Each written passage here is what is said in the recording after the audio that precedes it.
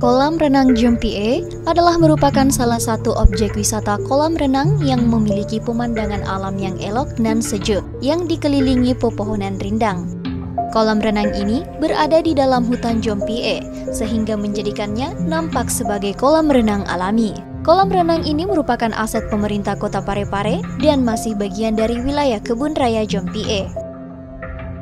Saat berkunjung, kami melihat kondisi kolam renang Jompie nampak tak terurus dan terkesan terbengkalai.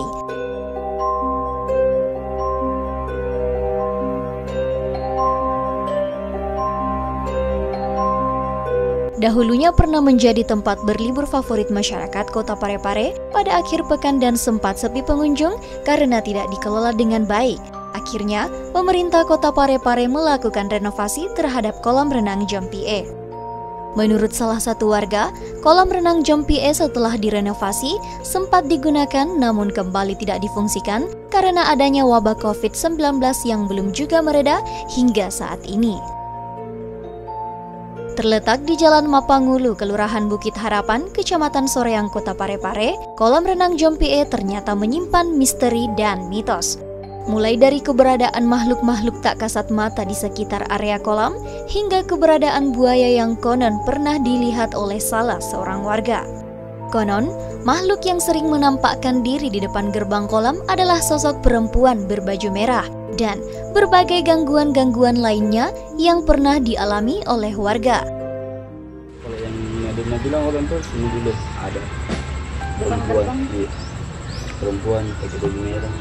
Terus itu yang pernah saya dengar itu tadi buaya sama ada kayak gitu katanya.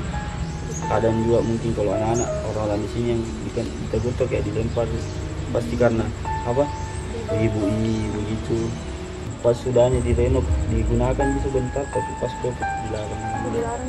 Tak jarang warga setempat membawa sesajen jika mengadakan suatu acara seperti acara pernikahan. Kalau di sini juga orang tuh kalau ada cara-cara misalnya acara nikahan atau apa rata-rata bawakan makanan-makanan satu baju.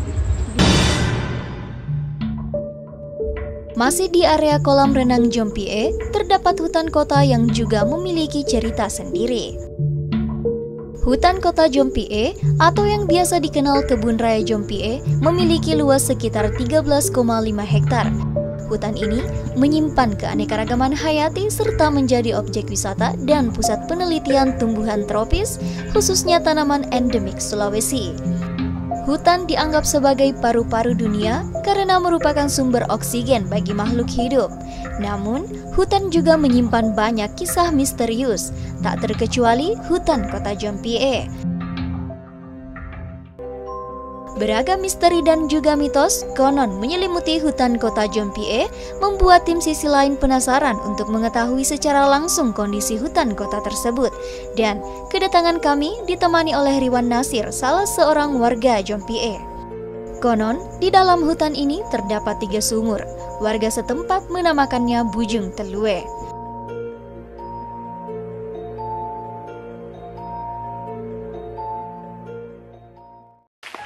Sekarang kita berjalan menuju ke sumur.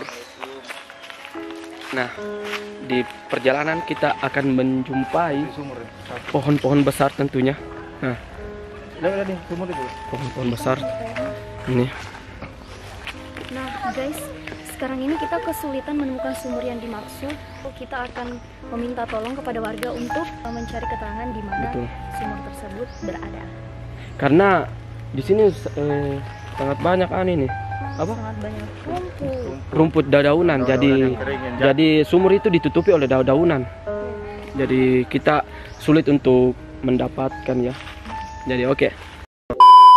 Masih penasaran, jadi ikuti terus perjalanan kami. Betul. Oke. Lokasinya yang berada di antara semak-semak dan di bawah pohon membuat kami kesulitan menemukan keberadaan sumur atau Bujung Telue yang dimaksud. Menurut warga, air sumur ini dahulunya difungsikan orang-orang dahulu sebagai tempat untuk mandi dan untuk kehidupan sehari-hari.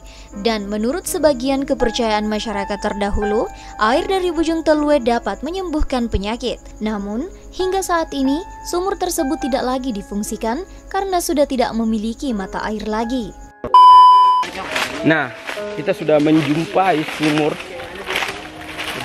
kedua tentunya. Nah, ini sumurnya ya guys. Jadi sumurnya itu sudah tidak difungsikan lagi karena sudah tertutupi oleh daun-daunan. Nah ini Guys, ini adalah sumur yang kedua dan kalau kita melewati tempat ini kita tidak tahu jika ini adalah sumur karena modelnya kolam seperti ini. Sayangnya, kami kesulitan menemukan sumur yang ketiga karena sudah tertutupi oleh dedaunan kering dan juga semak belukar. Kejadian-kejadian apa yang pernah dialami di sini? Banyak kalau hal mistik tuh. Iya. Kayak yang kemarin, sebelumnya itu orang di sini nungguin. Jadi itu ada dulu itu berhenti kesurupan karena diacarakan kalau orang Bugis sudah mau padendang. Oh, mau padendang. Yang gendang bulu itu tuh. Iya.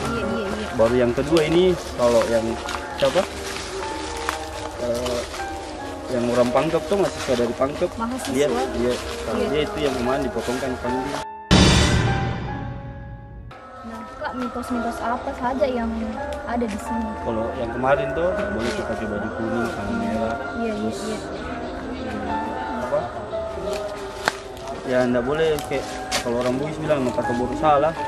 Tidak boleh takabur. Iya. Nggak boleh bercanda sembarangan tuh. Karena ya sebentar ini memang juga kejadian di sini. Tidak diketahui pasti alasan dilarang menggunakan pakaian berwarna merah dan kuning. Namun, sebagian orang percaya bahwa pakaian warna merah atau kuning tidak bisa dipakai saat bepergian, seperti naik gunung, bersiarah, hingga melewati pohon-pohon besar yang menurut mereka menjadi tempat penghuni iblis atau hantu. Sebagian masyarakat percaya bahwa berpakaian warna merah di tempat-tempat yang dilarang akan mengundang malapetaka bagi yang menggunakannya. Sengaja dibuat tahun 1920 untuk dijadikan hutan kota dengan berbagai macam pepohonan, tujuannya sebagai tempat untuk melakukan penelitian terhadap keanekaragaman dan berbagai jenis tumbuhan tropis yang ada di Sulawesi Selatan. Seiring berjalannya waktu, keberadaan pohon-pohon tua berukuran besar serta kondisi lingkungan yang gelap gulita saat malam hari akhirnya memunculkan beragam misteri dan mitos terkait keberadaan hutan ini.